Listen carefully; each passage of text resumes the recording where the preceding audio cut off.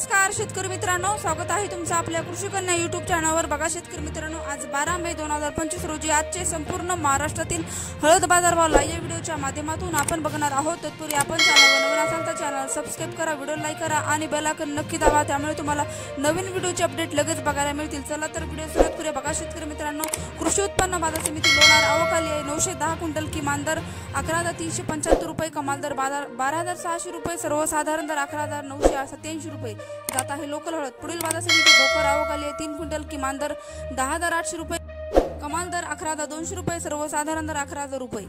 पुढील बाजार समिती बार्शी आवक आली 260 क्विंटल, किमान दर 12,410 रुपये, कमाल दर 14,700 रुपये, सर्वसाधारण दर 13,000 रुपये।